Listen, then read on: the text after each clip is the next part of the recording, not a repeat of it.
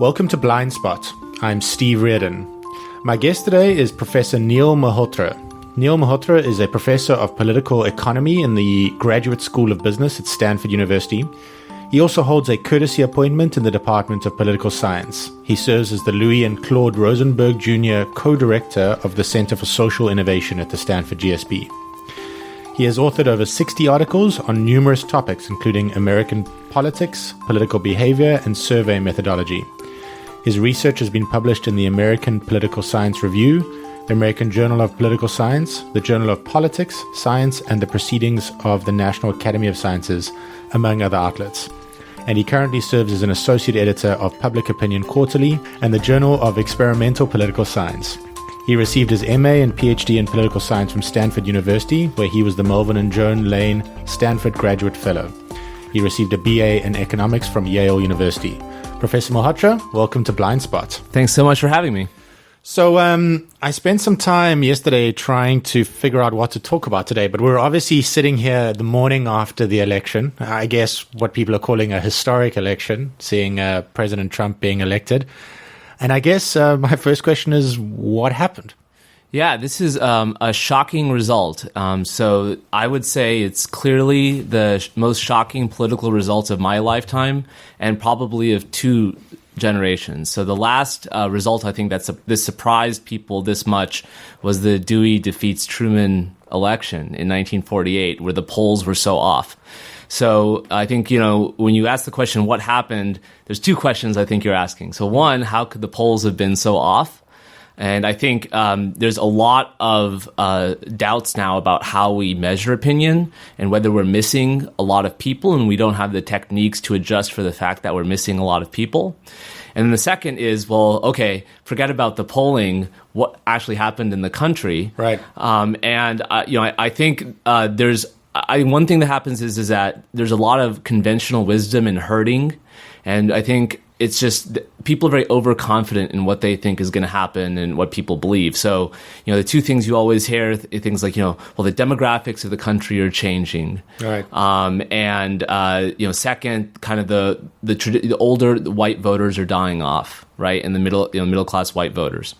And I think that both of those were blown up because it is true that there's a lot of new Hispanic, Asian voters in the country, but there's also a lot of middle class, lower class white people that had never voted before because they did not believe that either party represented them, and they finally found a champion, Right. And then you have the traditional people who've always voted Republican, and they continue to vote Republican because people kind of attach themselves to the party team.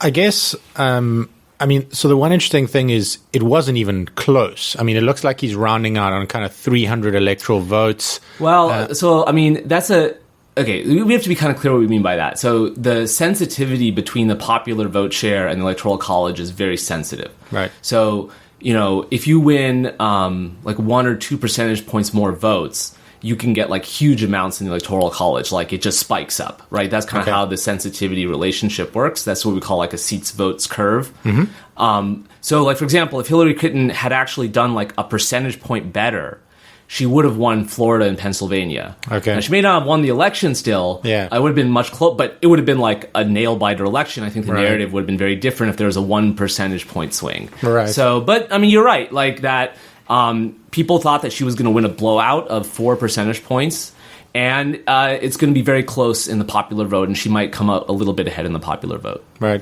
So, you touched on it. I really want to go deep in terms of the polls, right? So, I guess 8 years ago, everyone looked at Nate Silver and 538 and this idea of aggregating polling. He called every single state and seat and everything right. And since then, something's changed in the world, right? So he specifically, but a number of polls blew the UK election, they blew Brexit, they blew the primaries. And ultimately, whatever we say, even in terms of the 1%, the reality is he was coming in 2 weeks ago at 20% or 30% chance of even. But that was higher than anybody else. Right, that's true. But still, I don't know. It feels like we're working in a place now where how do you look at polls with any confidence anymore? Yeah, I think that's a good point. And look, we're kind of 12 hours after the fact, so it's hard to exactly know what went wrong. And moreover, it's not just the pre-election polling, which we know can have some errors. A lot of the exit polls were saying that Hillary Clinton was going to win in the morning. Yeah. So I think I don't want to get too technical here, but... No, you can get technical. We're ready for it. I think it's important, though, because, so I think the difference is between what we call random error and correlated error. Right. And, if you read the Nate Silver blog, there's a lot of minutia discussion about this point. And... everyone says, "Oh, Nate Silver, he's a joker now. He's not smart or whatever." But he's doing the same thing he's always doing, which is just a sophisticated way to just average all the polls together. But if what you're averaging is bad, what you produce is going to be bad. You can be the greatest chef in the world, and have rotten food, and the food is not going to taste good. So it's not like he can do these polls himself. He's just using the rotten food. So the question is why. So all these polls, if all the food is on average really good and you mix it together, you might have like a bad onion now, but you might have a really good zucchini and you put it together and it still is okay. But if all the food is rotten in a direction, that's what we call correlated error as opposed to random error. And then the aggregation doesn't work. And so the question is, why are these polls getting it wrong? And to understand that, again, I don't want to get too technical, but there's a difference between what we call sampling error and non-response error. So when we read polls, the polls tell us there's a plus or 3-point margin of error. And that's what we call sampling error, which is if you interview 800 to 1,000 people, you can learn about the opinions of millions of people. Why? Because you're just randomly sampling from it, right? But what they don't tell you is that only like 5 to 10% of the people are actually responding to the poll. And the assumptions they're making is that after some statistical adjustment, those 5% that responded are just like the 95% who didn't respond. Right. And I just think we were very overconfident on that. So I think there's some people who hate elites so much that they don't answer poll questions. They don't answer the exit poll interviewers when they stop them when they come out of the polls. I mean, if I had to guess, like 12 hours after the fact, a lot of it is that there's some people that are so divorced from the political process that they don't even fill the survey questions out for us. So how would we ever know who they are? And then there's the turnout, right? So that is also a very hard thing to predict. So all of these polls use these likely voter screens, which frankly are jokes, and they can't really predict who's going to vote. And every rural county in America saw 10% increases in the vote.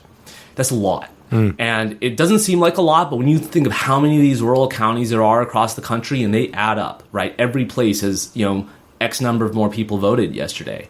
And that was just a very hard thing to predict. And in retrospect, it looks easy. Mitt Romney was the rich man who didn't care about them, so they weren't going to show up. And who didn't and I also think like political correctness has a big thing to do with this. Yeah. Which is, Mitt Romney still was a man of the liberal coastal elite. He was he was from Boston, Boston private equity guy. He was in those circles, and he had to speak a certain way to fit in. He didn't speak like everyone else did in the middle of the country. And I think the fact that Trump said what was on his mind, that the elite media viewed as racist, sexist, and maybe it legitimately was, but there's a group of people who said, I think those same things. And when somebody says it, I know they're actually like me, even though they're a rich person living in a huge penthouse in Manhattan. He said those things that I say or I feel. Yeah. And that inspired people to vote. People need a reason to vote. Yeah. And Obama gave people that reason in 2008, and Trump gave those people a reason in 2016. Yeah. I mean, that's great. I really want to talk about the political correctness piece. There was something from a Reason.com article that was circling this morning. I just want to read a segment and we can get your take on it. So the segment of the electorate who flocked to Trump because he positioned himself as an icon of irreverent resistance to political correctness. I think it means this: smug, entitled, elitist, privileged leftists jumping down the throats of ordinary folks who aren't up to date on the latest requirements of progressive society. An example is a lot of people think there are only two genders, boy and girl. Maybe they're wrong. Maybe they should change that view. Maybe it's insensitive to the trans community. But maybe it even flies in the face of modern social psychology. But people think it. Political correctness is the social force that holds them in contempt for that or punishes them outright. I mean, that feels right. It's a deep statement. Yeah. Yeah.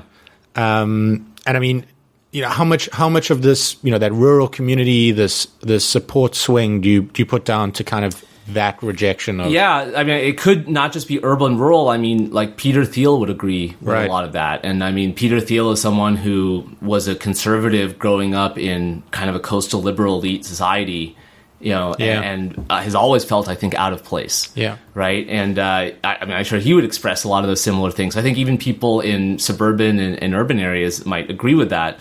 And I think there's a distinction, which is, can you disagree with someone?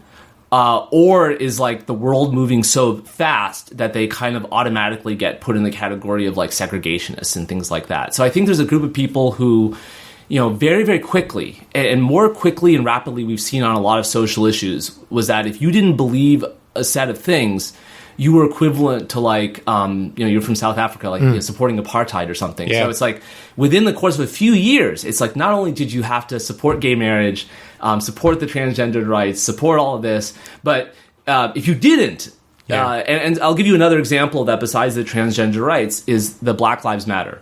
And this is an interesting thing because I think a lot of poor people of any race do not have good relationships with the police.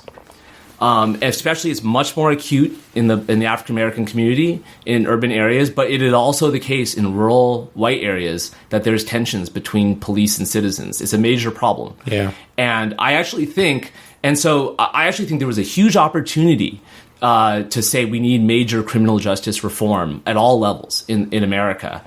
And so this is what this Black Lives Matter movement, right? So it is a very legitimate, good argument to say, you shouldn't say all lives matter. You should say Black Lives Matter, right? That's a legitimate thing. It's a policy position that makes a lot of sense. It's something that both candidates Sanders and Clinton had to say. They had to say, I don't believe that all lives matter. I don't believe that Black Lives matter.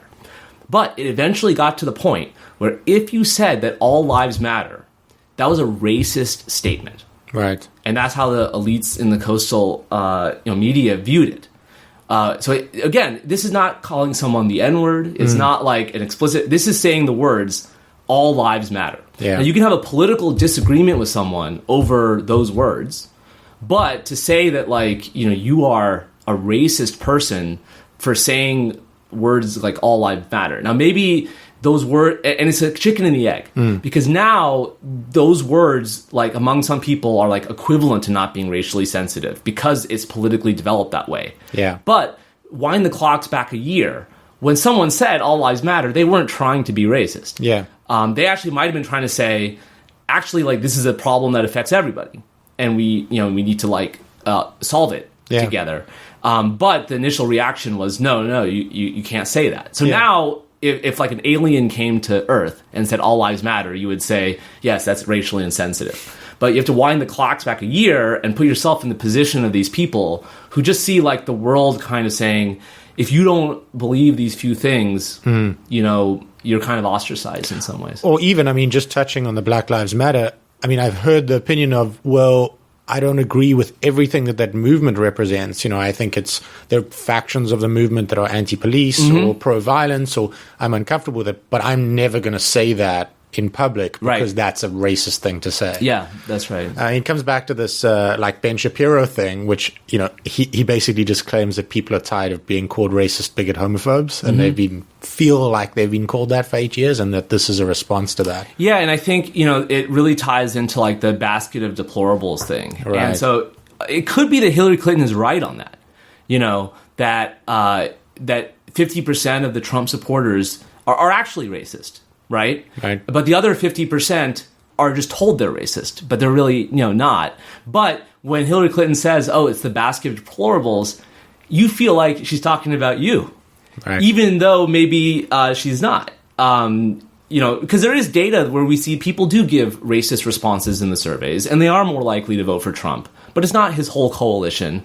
But, it felt like when she said that, it was to everybody, when she said, oh, it's the basket of deplorables, So, the one thing that everyone now is grappling with, because, you can't change the past, and most people are waking up at the bottom of a Jim Beam bottle this morning, figuring out what they're going to do with their lives. But I guess, how much do you think he believes what he's saying, and how much do you think he's going to, a lot of the people, I guess, who were thinking about him as a legitimate candidate were saying, well, yeah, I mean, he's doing this thing to get the vote. This is to get elected. But when he becomes President Trump, everything will be different. Yeah, and to be honest, like maybe I'll be in the minority on this, but I think there's some truth to that, and that there's a lot of people who are posting on Facebook like we've elected Adolf Hitler or something. Right. Maybe that's true. I don't think that's true. I think we elected someone with very minimal experience and is sort of a clownish person. This is similar things people were saying about George W. Bush and Ronald Reagan in some ways, right? So, and obviously the Bush presidency was not successful, but we're not living in a dictatorship. Yeah. The Reagan presidency was successful. And so it's just that I think that it's obviously someone who does not have the qualifications for the job, but that doesn't mean that the country's going to fall apart. Now, if you elected someone like that literally was Adolf Hitler, that may make the country fall apart. So I just think that and when you interviewed a lot of his supporters like more deeply, they didn't really believe he was going to do a lot of the things he said. Like they knew he wasn't going to build this wall. They knew he wasn't going to like restrict Muslim immigration. But what they thought is that he would like do versions of those things that were realistic, but at least by saying those things, he expressed how people felt. So, I think it would be like very problematic if he started to try to build a wall. Right. Just like practically, logistically, it's a ridiculous idea. However, his supporters may not think that he meant a literal wall. We don't know this. But when you talk to some of these supporters in these more like anecdotal interviews, they say things like, all we meant is that the president shouldn't get to unilaterally decide like the deportation policy and things like that. Yeah. And who knows if that's true. Yeah. But kind of the optimistic way to view of it is that he's not going to do outlandish things, but he's going to do things that have the flavor of those proposals that are more realistic. Yeah. I want to talk to you a little bit about, there were a few people, and I think weird enough, Scott Adams was at the front of this talking about Trump's persuasion tactics and this idea that he's, this master persuasion theory. I mean, you can say what you like about Scott Adams, but he's called this for the last year. I mean, he called every single piece. As did Michael Moore. Yeah. And I think what you're referring to now in terms of the toning it down is what he calls kind of leading and pacing. Mm-hmm. And looking through the lens of this, I mean, that feels right. It feels like he led with these very extreme comments and that he's now toning those down. I mean, do you buy that a lot of this was persuasion and persuasion techniques and that he was good at that? I think that's right. And, I think that's an optimistic way to view of it. And I think also, I think at this point, 12 hours later, it's very hard to distinguish whether all these people are geniuses and like the experts are just really stupid, or if they just got lucky. Yeah. Because if you look at like a lot of the Trump campaign, like they're very shocked. Like it's not like they're like, we told you all along, like they really are like, I'm not sure how we got in this position. So, it's like, if you play golf, like, I'm sure you've hit like an amazing golf shot, like that goes in and, to say that, I perfectly did that, or like an amazing pool shot. So I think at this Neil, all of my eagles have been earned, and I was aiming for them. So I how dare you? And so, I mean, I think like at this point, it's like very hard to like say, these people are like very like geniuses or something. But I do say like, so if you like golf, like, you know this guy, John Daly. Yeah. So if you look at John Daly, you're kind of like, how is this guy like a successful golfer? Yeah. And it's what we would call he's a savant. And it's very true that I think Trump is like a savant when it comes to this political persuasion and being like a political leader, which is, John Daly smoked, drank, didn't exercise at all, and he won like major championships. Yeah. I think Trump like didn't really have to try very hard, but there's just something he got about it. And it's not even like he's intellectually doing it or trying it, but he just is what he is. He's a savant and sort of gets it. And it's very clear that Hillary Clinton is not a political savant. Like, she's a very good policymaker and very intelligent person. But in terms of, like, running a campaign and sort of messaging and persuasion, the starkness between these candidates is very clear. Yeah. I mean, we could spend a whole show just talking on, I guess, how bad she was as a candidate. And I mean, one of the things I can't get over is it just felt like, and maybe she didn't. Maybe this is just looking at through the wrong lens, but it just felt like she had so many advantages. She's coming with the Clintons campaigning on her back, an incumbent president with a pretty high approval rating. I mean, the stats show, the same party incumbent president with a high approval rating generally, all of those things. And, she still in theory botched it. Right? Yeah. So here's another way to look at that. Right. Okay. So one way is exactly what you're saying, which is, I think a lot of the fundamentals were saying the race was going to be close because it is true. The economy's doing well. The outgoing president's very popular, but it's also very hard to win 3 straight elections. Yeah. That kind of thing. Yeah. There's this pendulum swing. Yeah, there's these pendulum swings. And so, I think it was going to be a close election. And everyone thought that, she was going to win a lot because she was just the better candidate. Even though the election was, like, if you put generic Democrat and Republican, it would have been a tight context, more like 2000, right? 2000, good economy, high approval rating, but it's hard to win the third term. Okay, but another way to look at all of this is that everything, again, this is all hindsight, but everything we viewed as her advantage structurally was actually hurting her. Right. So an example is every newspaper, even the ones that were like Republican newspapers, endorsed and like the list of newspapers endorsed him were like ridiculous. It was like the KKK newspaper, the National Enquirer, and like some like Santa Barbara Post. It was like or something. 51-2. It was 51-2. Yeah. Kind of like above a certain circulation. Yeah. Every Nobel Prize winner endorsed her. Right. Every former president endorsed her. Every former Secretary of State endorsed her. Et cetera, et cetera. And this just reinforces that elite narrative, right? So before the fact, you would say, oh, well, she had every advantage. She had all the media behind her. She had all the political class behind her. And then you look at it and you're like, wait a minute, maybe these things are actually baggage for her. Because when regular people see that, they see these are the people that have screwed us for the last 20 years as we've kind of liberalized and globalized the economy. And I view that as a badge of honor that Trump got 2. In fact, they would say if he had gotten 20 endorsements, maybe he's not the guy we thought he was. And again, this is easy to look hindsight, but it kind of flips the argument on his head a little bit. You know? So, I mean, that's interesting. I think, especially sitting here in Northern California, I think the world is waking, the coasts are waking up and looking kind of at the middle of the country and saying like, oh, we didn't really get that. That was true in 2004 as well. Right. I mean, there's a lot of pendulum swings. I think people have very short memories because, in 2004, the same thing was like the middle of the country. We have to understand them better, et cetera. And then, George W. Bush has a very bad second term. And then the whole narrative changes. Obama has led to this democratic dominance and this demographic destiny.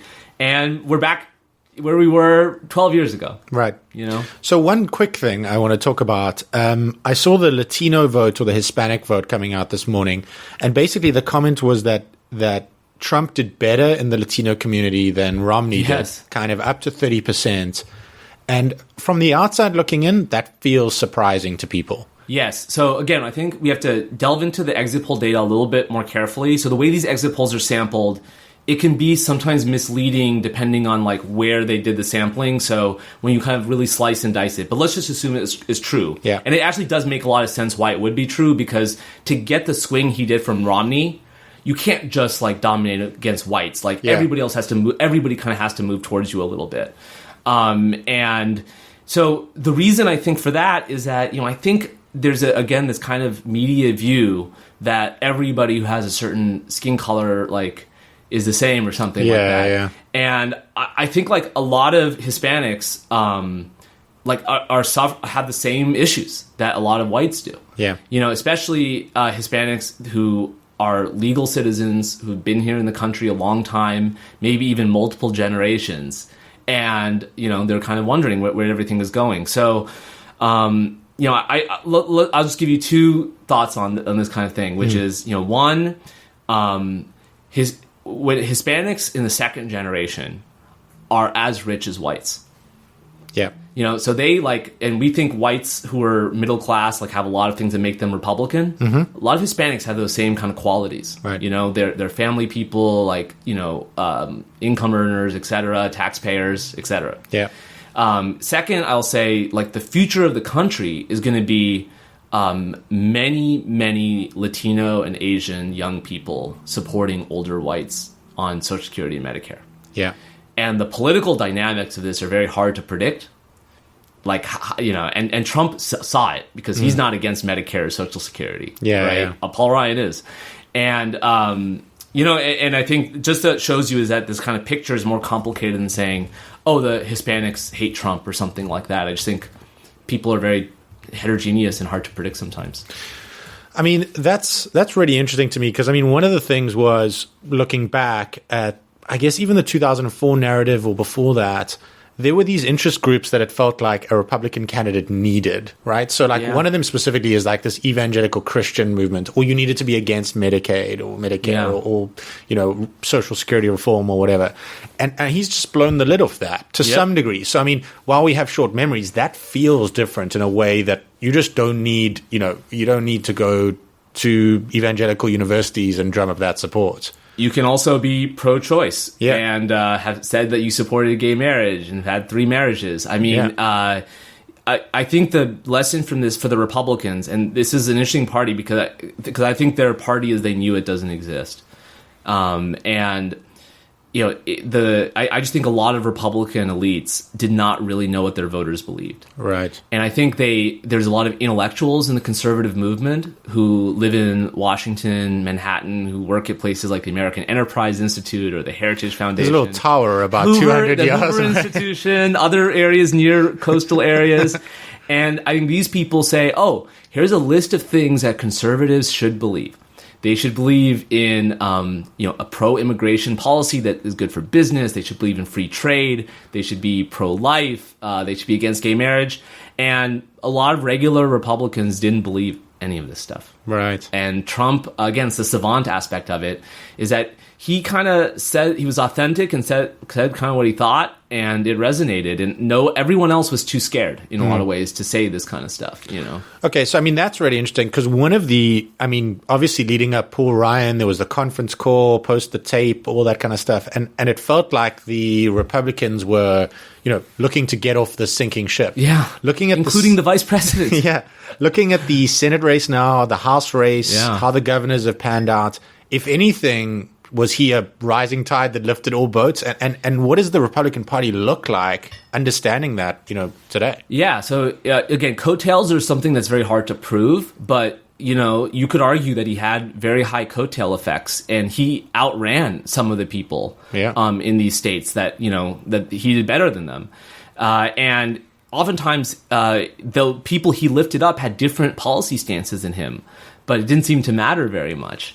And so exactly how this is going to, fish out, like who is going to be the policy agenda setter for the party? Is it going to be Paul Ryan or is it going to be Donald Trump? That's a very complicated issue, and I think it's hard to predict how it's going to go down. Yeah, but I mean, would you have seen... I mean, a lot of people were saying if there was a really bad landslide in the Clinton side, that she wins by a long way, the Republican Party goes through a revolution, a split, it falls apart. I mean, none of that is on the cards now, I would have thought. You got to look at it 2 ways. So one is like, you're totally right that, everyone's saying, where does the Republican Party, and Republican Party's in bad shape. They're in the best shape they've been in since the 1920s. So this narrative and the confidence that the narrative was on how bad the party was, was wrong. But there's what you would call fault lines, right? So, California is doing really well, but there's fault lines under the earth here. And when they shake and the earthquake happens, the houses will fall. Sure. And I think those fault lines haven't gone away in the party. So you have like a wing of the party that is very kind of white nationalist and more similar to UKIP in Britain. You have kind of a business wing of the party, and you have a a wing that's more kind of evangelical Christian. And traditionally, the Republican Party doesn't really have like identities to bind them together, right? They're not an identity politics party.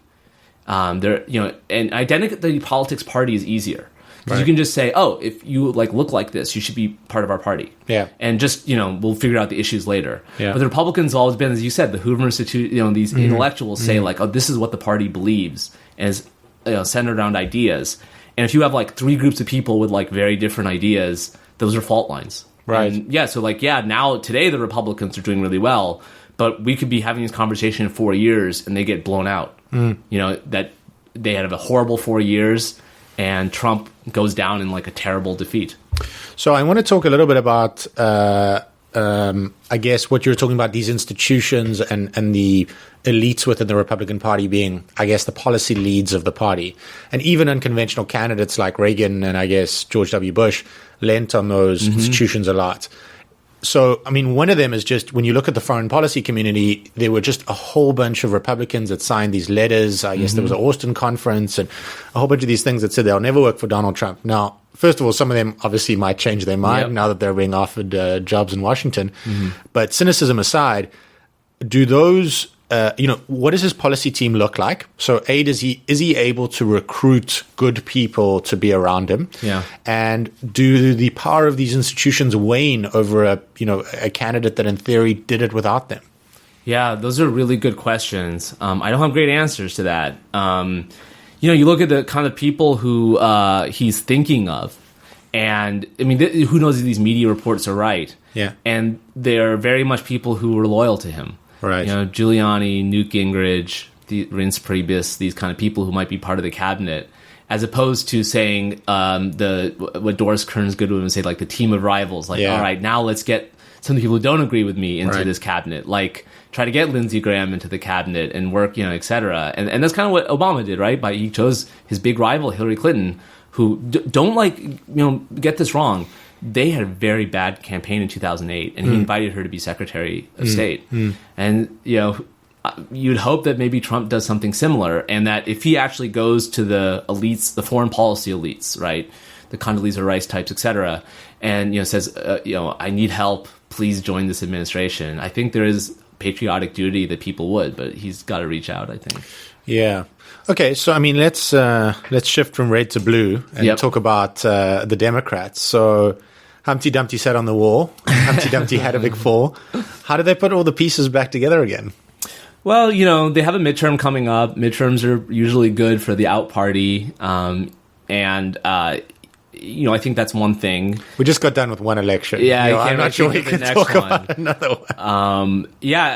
So the Republicans faced a similar situation in 2008, and their strategy was just obstruct everything. Okay. And I think there's a possibility the Democrats will follow the same strategy. And one reason for that is that kind of American politics is defined by presidencies. And it's not like when I say like who led to the economic expansion in the 1990s, who would you say?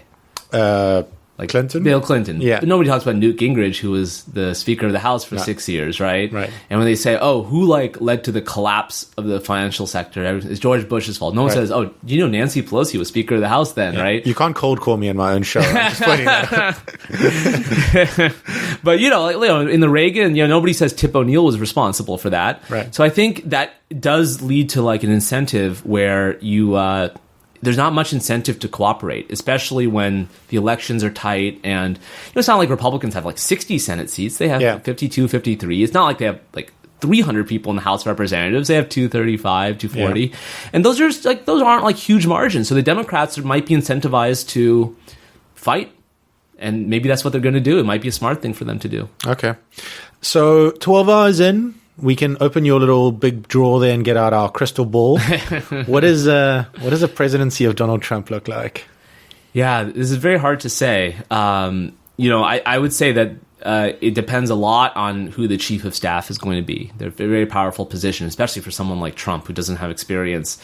And if Reince Priebus is the chief of staff, like some people are saying, and he's Republican Party operative, it probably will look like a lot of other Republican presidencies that we've seen. So I think the first thing that they might try to do is, I think the Obamacare repeal is more in the cards now. And by repeal, it may not be like a complete repeal, but definitely a revamp of the Obamacare. And one reason they might do that is they have used that for like 8 years now. Yeah. And if they don't do something about it, they kind of look like hypocrites. Right. Obama spent a lot of political capital to pass that program, and it was a deeply unpopular thing. And they won a lot of elections running against it. So if if your whole message is once we get power, we'll fix we'll get rid of the Obamacare, and then you get it and you don't, I don't think that's going to look good. And then, I think that they will, start remaking the Supreme Court. And, so those, because they will now get like their Supreme Court justice to replace Scalia. Yeah. And I think those are like the first two things you might see on the horizon. Do you think and also I think there's some things that a lot of elite Democrats might even like. So, for example, I think there might be a consensus to lower the corporate tax rates, right, and reduce a lot of the deductions. So I think it's not inconceivable that the corporate tax rates will be 15% or 20% or something like that. Wow, yeah, that's interesting. Just thinking about Obamacare. So, from a policy point of view, it's difficult to know what to make of that from the outside. So, as you say, he spent a lot of capital getting it in. There are some legitimate criticisms about the program, rising premiums. We're hearing a lot of that. Does it need a reform? Does it need a full repeal? Well, so I think even Democrats who support the program said it needed a few fixes to get younger, healthier people into the exchanges. Yeah. And I think, some of it was not Obama's fault because the Supreme Court intervened. But, this whole idea of letting states decide whether they were going to be set up exchanges led to a lot of problems because the most Republican states opted out of the exchanges. They had to be part of the federal exchange, and you can't have a single federal exchange. Yeah. It's ironic. The Republicans are very hypocritical on this because they'd always said, we want federalism and let states decide. Yeah. And then they opt out of the state exchanges, and then they can't tailor the program. So, I think the main problem with Obamacare right now is that the premiums are have to be kind of reined in. And also you have to have competition among insurers in these markets to make them work effectively. And there are some smart fixes that are on the edges that could fix those things. But I actually think the Republicans might do more drastic changes and fixes and, potentially even get rid of the exchange framework or something like that. And the Obamacare is like a tricky thing because a lot of people really like their health insurance. And Obamacare made it so that a lot more people were insured. But for the people that already had their insurance, that didn't seem like a fair deal to them because they were saying, I already was insured. And if I was going to have everything kept the same, I would be, and maybe my taxes increase a little bit, I would be okay with giving more people more insurance. I don't think people are cruel people. But if the deal was, okay, more people are going to get insurance, but also my premiums will go up, and even though the quality of healthcare has increased a lot, if you're a young person, the quality of your insurance plan is not that important to you in your mindset. Like the premiums you're paying and things like that seem to be more important. So, because you're not really using the healthcare. Yeah. So it's just kind of like the deal, right? And I think some people think it's like they kind of were on the short end of the stick. Yeah. Yeah. So I usually ask as my last question, what keeps you up at night? But to be honest, today I don't have the energy for that. So what I want to ask is something slightly different. So what keeps people up at night is this idea that the president has incredible power in the United States, that actually a President Trump has wide sweeping power to affect incredible amounts of change. And the counter to that, I guess the other end of the seesaw is that, well, there's lots of checks and balances. Yeah. There's the Supreme Court, there's the Senate, there's all the stuff enshrined in the Constitution.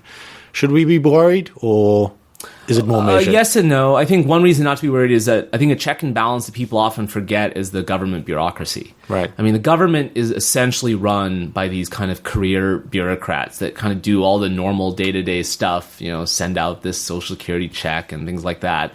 And, they're going to keep doing their job, and Trump is going to have minimal influence or ability to disrupt that. But there's other things where the president has more unilateral authority, like in foreign policy. We do entrust that the president makes these life and death decisions. Trump has the nuclear codes now, will. So on the one hand, it's a little bit of pee just came out. So on the one hand, is it, is the farm subsidy program not going to work? Is the DMV not going to work? No. Right. All of these things are still going to work, and but Putin and the Baltic states are having a bit of a standoff right now. And if you actually believe what Trump has said in the campaign, that if you were Putin, you'd be like, I might be in a good position to take some more territory right now. Yeah. And maybe that is something that we should worry about. I don't know. Right. Okay, Neil, thank you very much for coming on Blindspot. Thanks for having me. Yeah.